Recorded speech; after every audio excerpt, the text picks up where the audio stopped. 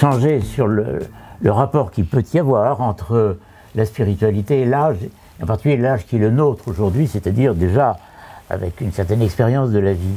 Cette vie nous a, je dirais, souvent éprouvés et nous a appris en particulier ce qui devait être pour nous l'essentiel. Nous sommes atteints par un certain nombre de phénomènes qui nous interrogent. Nous avons des désillusions, nous avons moins d'énergie. Donc, le fait de porter en soi une spiritualité va nous aider, à mon sens, va nous aider à mieux vivre l'âge qui est le nôtre. Lorsque François parle de l'essentiel, il ne l'a pas dit, mais derrière ça, pour moi, il y a aussi une notion évidente de au-delà, c'est-à-dire au-delà de l'immédiat, au-delà du tangible, au-delà de l'utile, vous l'avez évoqué, un peu ce qu'on pourrait appeler mettre derrière la transcendance, c'est-à-dire qui dépasse ce moment présent et qui nous permet aussi de voir plus large, de sentir plus large.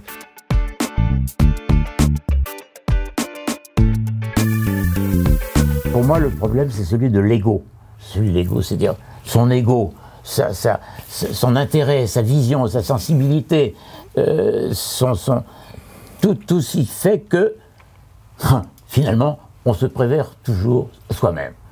Eh bien, il s'agit là de ne plus se préférer soi-même. Il s'agit d'avoir une liberté vis-à-vis de soi-même, de telle sorte que l'ego n'a plus la même place. On n'a plus d'enjeu de pouvoir, on n'a plus d'enjeu de carrière. Les enfants vivent leur vie. Donc, ça n'est plus notre intérêt, ça n'est plus notre avantage qui compte, c'est autre chose. Et la spiritualité vient nous aider à désigner cette autre chose. Alors, cette autre chose, c'est par exemple, c'est l'autre. C'est la relation à l'autre. C'est la manière dont on l'écoute. C'est la manière dont on est sensible à ses émotions. Et nous pouvons d'ailleurs, au fur et à mesure que nous vivons, vérifier qu'on n'y est pas. Hein. L'ego est toujours là, il résiste. Alors le combat, c'est vraiment de chaque instant. Pourquoi? Parce que nous perdons des choses. Nous perdons des forces, nous perdons de la vivacité d'esprit. Nous perdons aussi de la confiance dans la vie. Donc, il faut se battre, il faut combattre toute une force d'inertie que l'on porte en soi.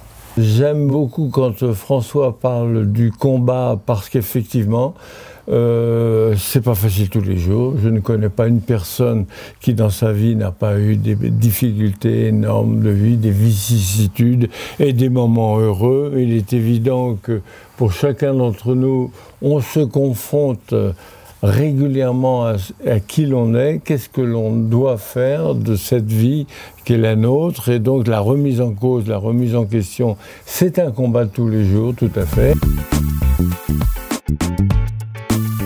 Au début, quand on en parle ainsi, ça peut sembler bizarre, la présence, évidemment qu'on est présent, on est physiquement, on est là, on ne peut rien y changer, mais il s'agit d'autre chose.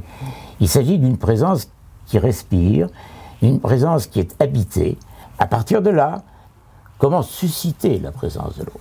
C'est un appel à l'autre pour qu'il soit présent et qu'il ait cette confiance et de liberté avec lui-même pour être là, vivant. J'ai toujours regardé en image, il y a un auteur que tout le monde connaît, qui est Aldous Huxley. Huxley a énormément cherché sur le plan spirituel, il a énormément travaillé dans ce domaine.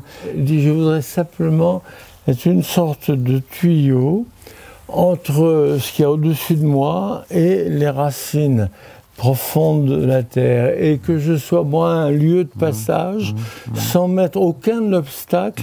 Et j'ai toujours regardé cette image, je me dis, quand François parle d'ego et de se dégager son ego, c'est tout à fait ça, c'est-à-dire arriver à être une sorte de laisser-passer, une sorte de liberté profonde. Bon. Et ça pour moi c'est l'essence de la spiritualité. L'enchantement peut résulter de cette mise en présence, de cette manière dont nous écartons le voile des conformismes, des habitudes, des rituels, des postures. hein, pour que on le soit en vérité, pour qu'on soit en vérité les uns avec les autres. Et là, il se produit l'enchantement. De quoi l'enchantement est-il?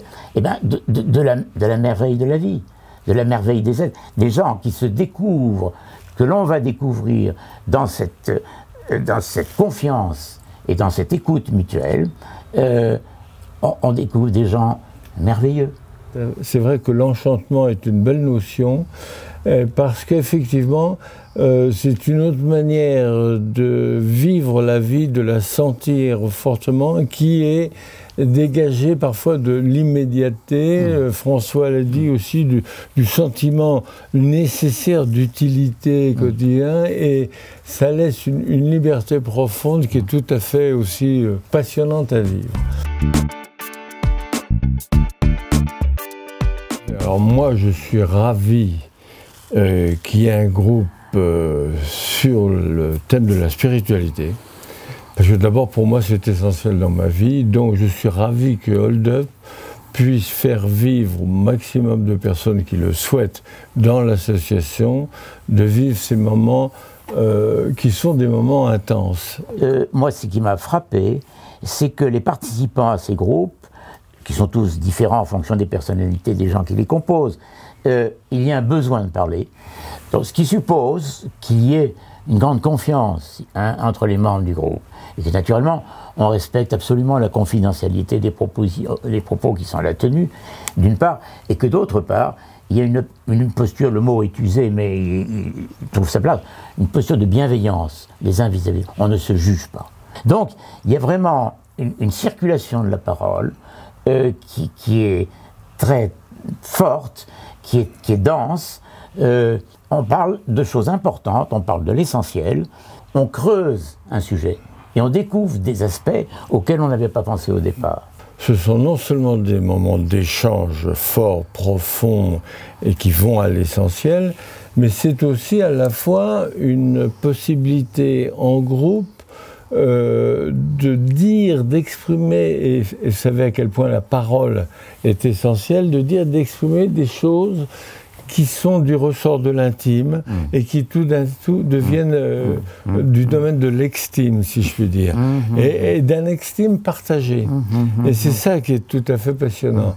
Et dans une association comme Hold Up, pour moi, c'est le cœur de ce que l'on peut apporter aux autres.